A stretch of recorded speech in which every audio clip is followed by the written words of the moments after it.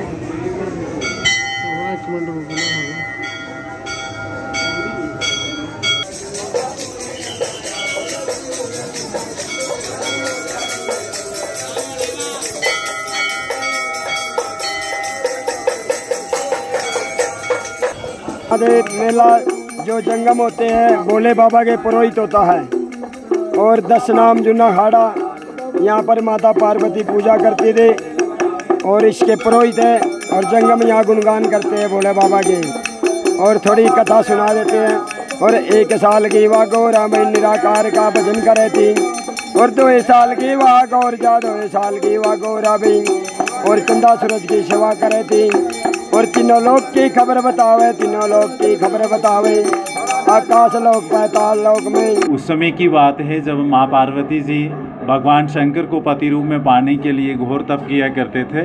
तो उस समय ये जो शिवलिंग है यहाँ, तो उस समय माँ पार्वती इस शिवलिंग की पूजा करते थे। माँ पार्वती का विवाह स्थल और जन्म स्थल वो मानतलाई में है और तप स्थल जो है गौरीकुंड में है। तो उनका एक रोज़ का एक निज़म था यहाँ आना, भगवान शंकर को जल अर्पण करना और चले जाना।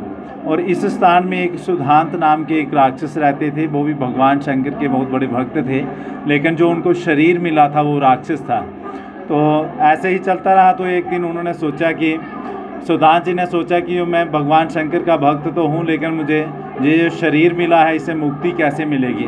तो उन्होंने अपने शरीर को मुक्ति पाने के लिए ही माँ पार्वती जब पूजा करने आती थी तो उनके पूजा में विघ्न डालना शुरू किया।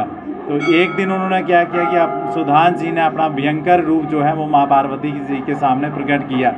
तो उस समय माँ पार्वती उनको देख के डर गए।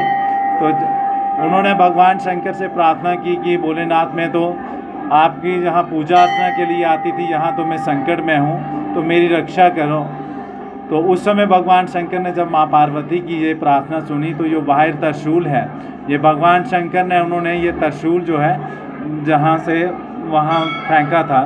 और जो जैसे ही ये त्रिशूल उनके शरीर में लगा तो वो भी ओम नमः शिवाय का उच्चारण करने लगे। तो भगवान शंकर ने उनको पूछा कि मैं आपको जीवित कर दूँ। तो उस समय सुधांत जी ने कहा था कि अगर आपके हाथों से मुक्ति मिली है तो इससे बड़ा क्या चाहिए। तो भगवान शंकर ने कहा कि कुछ वर मांग लो। तो उसी दिन उन्होंने सुधांत जी ने मांगा था कि अगर भगवान देना है तो कुछ ऐसे दीजिए कि जो मेरा नाम है वो अपने नाम के साथ जोड़ दीजिए। तो उसी दिन से इस स्थान का जो नाम है सुध महादेव पड़ा था। मैं नायब सरपंच हूँ यहाँ लोकल पंचायत का और यहाँ का लोकल रहने वाला हूँ।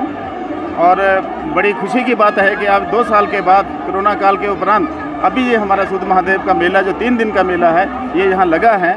और बड़ी दूर दूर से लोग यहाँ आए हैं, हर स्टेट से लोग, पंजाब, हिमाचल और हरियाणा तक के लोग यहाँ आए हैं और जम्मू कश्मीर के लगभग सारे ज़िलों से लोग यहाँ आते हैं। और ये मेला बहुत ही हिस्टोरिकल मेला है, सदियों से ये मेला लगता आ रहा है। सूद महादेव की जो पूर्णमासी के दिन ये मेला लगता है इसलिए। लेकिन इस मेले की भीड़ और इस व्यवस्था को देखते हुए ये कहना पड़ता है कि जिस किस्म का, जिस तरीके का बंदोबस्त, जिस किस्म की व्यवस्था एडमिनिस्ट्रेशन को, जिला प्रशासन को यहाँ इस मेले में करनी चाहिए थी, लेकिन वो नहीं हो पा रही है। अभी आप देख रहे हैं सड़कों में जाम लगा है, पार्किंग की कोई यहाँ व्यवस्था नहीं है, बैठने की यहाँ कोई व्यवस्था नहीं है, रहने की यहाँ कोई व्यवस्था नहीं है। और मैं ये कहना चाहूँगा, पिछली सरकारों ने हमेशा ही इस स्थान को, इस रिलीजियस हमारा जो एक किस्म का टूरिस्ट प्लेस भी है, इसको इग्नोर किया गया है, जिस वजह से ये लोग सारे वंचित रहते हैं और यहाँ का विकास नहीं हो पाया है। और आज इतनी भीड़ जो यहाँ लगी हुई है, इन लोगों को नियंत्रण करने के लिए कोई प्रशासन की तरफ से कोई इंतजाम नहीं है। और लोगों का इतना भीड़, रात को लोगों को इतनी परेशानी होती है जब बारिश हो जाए, रहने के लिए यहाँ कोई व्यवस्था नहीं है, कोई पब्लिक सराय वगैरह नहीं है, बिल्कुल छोटा छोटा इंतजाम तो किया हुआ है, गाड़ियों की व्यवस्था के लिए कोई प्रॉपर इंतजाम नहीं है। इसलिए मैं सरकार से ये कहना चाहूँगा कि इतने बड़े ऐसे हिस्टोरिकल मेले को देखते हुए प्रशासन को अच्छे प्रबंध जो है वो करने चाहिए और पहले से करने चाहिए। प्रशासन मीटिंगें करता है लेकिन ऑन ग्राउंड यहाँ कुछ भी नहीं होता है। इसलिए इस जगह को, इस हिस्टोरिकल जगह को, कि शिवजी और पार्वती की जहाँ शादी हुई है, यहाँ विवाह हुआ था, बहुत ही महत्वता हमारा ये स्थान जो है वो रखता है।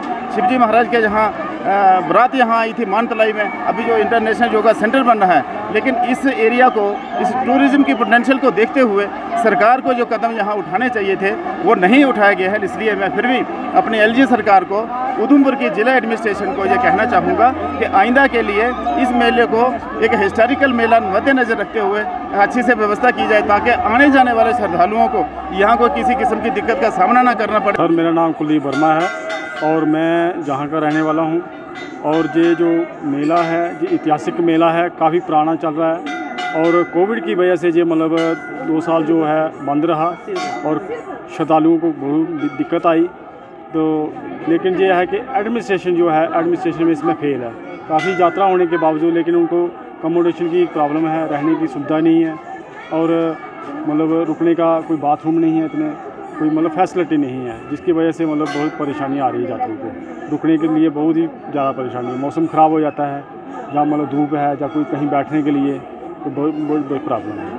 तो क्या बताएंगे आज जो बिल्कुल सर, वो एडमिनिस्ट्रेशन की पहली ये है कि उन्होंने ये कोशिश करनी चाहिए थी कि उनको सब पता था, उनके नॉलेज में था कि हर साल मतलब जो है मेला जो है हर साल लगता है और इस बार भी मतलब 2 साल मतलब ये मतलब बावजूद जो रुकने के बावजूद मतलब मेला नहीं हो सका और उसके बाद रश और ज़्यादा बढ़ना था, लेकिन फिर भी मतलब इतना नहीं हुआ। लेकिन फिर भी मतलब उनको पता था कि मतलब रश ज़्यादा बढ़ सकता है और उनके लिए उन्होंने सुविधा देनी थी, लेकिन वो नाकाम रहे। For more updates, do subscribe our YouTube channel and don't forget to hit the bell notification icon. And if you are watching this video on Facebook, do follow our Facebook page.